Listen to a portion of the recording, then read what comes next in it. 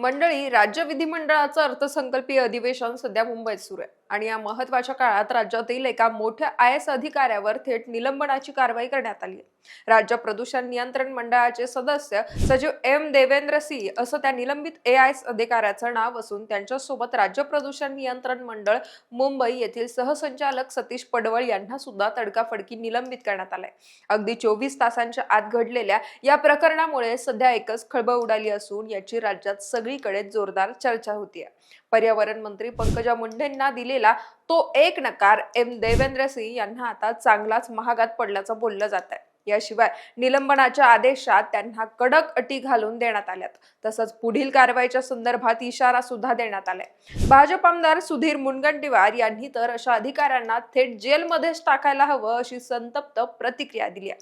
पण ही कारवाई का करण्यात आली आणि हे सगळं प्रकरण नक्की आहे काय, तेच या व्हिडिओच्या माध्यमातून जाणून घेऊयात. नमस्कार, मी पूजा आणि आपण पाहताय देदनका. मंडळी, विषय असा होता की चंद्रपूर जिल्ह्यातील गडचांदूर येथील माणिकगड सिमेंट प्रकल्पामुळे झालेलं प्रदूषण आणि त्यामुळे शेती आणि नागरिकांचं होत असलेलं नुकसान या संदर्भात भाजपचे आमदार देवराव भोंगळे यांनी गुरुवारी रात्री विधानसभेत अर्धा तास चर्चा उपस्थित केली होती. सदर प्रकल्पामुळे मोठ्या प्रमाणावर प्रदूषण पसरत असूनही कंपनीचं दुर्लक्ष आहे. प्रदूषण मंडळाचे अधिकारी चुकीचे अहवाल देत आहेत. तसंच यात झालेल्या नुकसानीची भरपाई दिली पाहिजे अशी माहिती आमदार भोंगळे यांनी विधानसभेत सादर केली. सोबतच सभागृहात उपस्थित असलेल्या पर्यावरण मंत्री पंकजा मुंडे यांना या संदर्भात प्रश्न विचारले. पण आपल्याच आमदारांनी उपस्थित केलेल्या प्रश्नांना पंकजा मुंडेंना समाधानकारक उत्तर देता आलं नाही. या संदर्भात आपल्याला सगळी माहिती नसल्याचं त्या म्हणाल्या. माझ्याकडे अधिकाऱ्यांनी जेवढी माहिती दिली आहे त्यावर आधारित उत्तर मी दिलं आहे.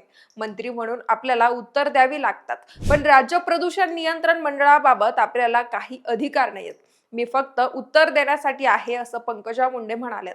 पण पुढे त्यांनी असंही सांगितलं की आता मला या प्रकरणाची गंभीर दखल घ्यावीच लागेल आणि अधिकाऱ्यांबाबत स्पष्टता देखील आणावी लागेल. मी संबंधित अधिकाऱ्यांना ब्रीफिंगसाठी बोलावलं होतं, पण मंडळाची बैठक असल्याचं कारण देऊन ते आले नाही, असं पर्यावरण मंत्री पंकजा मुंडे यांनी सभागृहात स्पष्टपणे सांगितलं.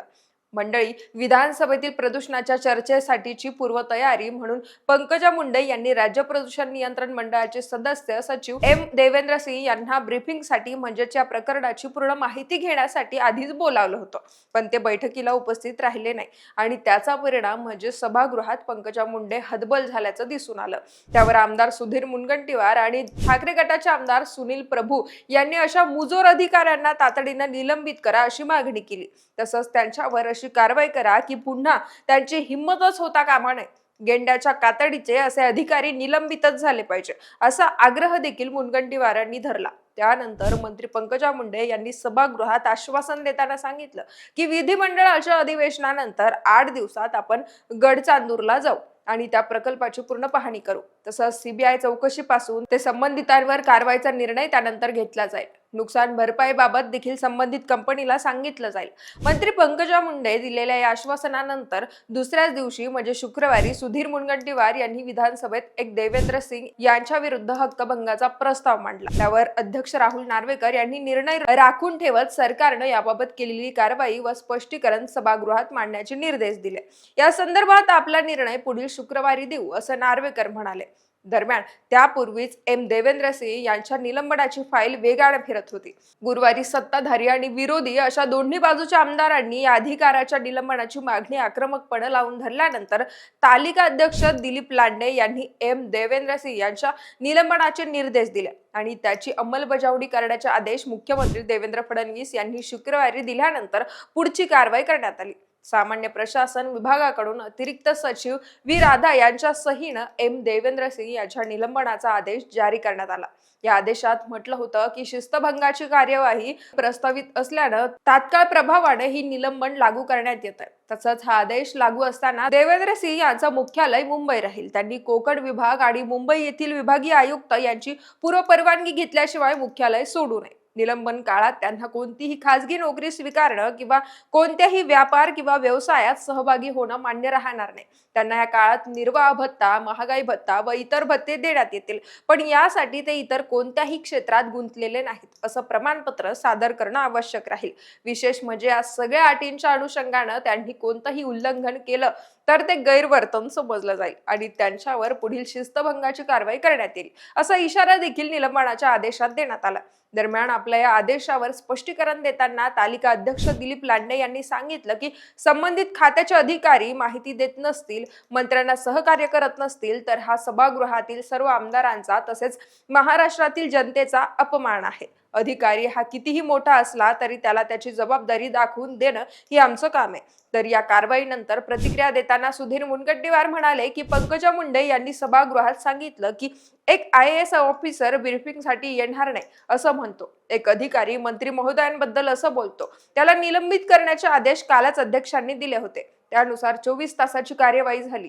ही घटना कालची आहे आणि आज निलंबन झालं, पण भविष्यात अशा अधिकाऱ्याला तुरुंगात टाकायला हवं. त्या अधिकाऱ्याला शिक्षा करणं ही संविधानात तरतूद आहे. काही अधिकारी एक पाऊल पुढे गेले आहेत. 75% जिल्हाधिकाऱ्यांना तर असा अहंकार आहे की आमदार तर बदलत राहतात पण आम्ही इथेच असतो, पण सन्मान द्या आणि सन्मान घ्या, असा टोला देखील मुनगंटीवार यांनी मुजोर अधिकाऱ्यांना लावलाय. मंडळी, देवेंद्र सिंह हे 2011च्या बॅचचे IAS अधिकारी असून यापूर्वी ते रत्नागिरी आणि यवतमाळचे जिल्हाधिकारी राहिलेले आहेत. मागील काही महिन्यांपासून ते महाराष्ट्र राज्य प्रदूषण नियंत्रण मंडळाचे सदस्य सचिव म्हणून काम पाहत होते. प्रदूषण नियंत्रणाशी संबंधित महत्वाची जबाबदारी त्यांच्यावर होती. पण मंडळी, पंकजा मुंडेंनी ब्रीफिंगसाठी बोलावल्यानंतरही गैरहजर राहिल्यानं आता त्यांचं निलंबन करण्यात आलंय. एकीकडे हे निलंबन म्हणजे भविष्यात इतर अधिकाऱ्यांसाठी मोठा धडा असल्याचं बोललं जात आहे. मुख्यमंत्री देवेंद्र फडणवीस यांच्या नेतृत्वाखाली सरकारमध्ये शिस्तीला प्राधान्य दिलं जात असल्याचंही सांगण्यात येत आहे. पण हे झालं एक उदाहरण. प्रत्यक्षात सनदी अधिकारी जर मंत्र्यांना जुमानत नसतील तर सर्वसामान्य नागरिकांचे काय हाल होत असतील, हा प्रश्न या निमित्तानं विचारला जातोय. जवळपास सगळे सनदी अधिकारी सर्वसामान्य लोकांची कामं सोडून नुसती स्टंटबाजी करत असतात. त्यांच्याकडेही सरकारनं थोडंफार लक्ष द्यावं अशी अपेक्षा आता नागरिकांकडून व्यक्त केली जाते. बाकी या प्रकरणावर तुम्हाला काय वाटतं? तुमची मतं आणि प्रतिक्रिया आम्हाला कमेंटच्या माध्यमातून कळवा आणि देदानकाला सबस्क्राईब करायला विसरू नका.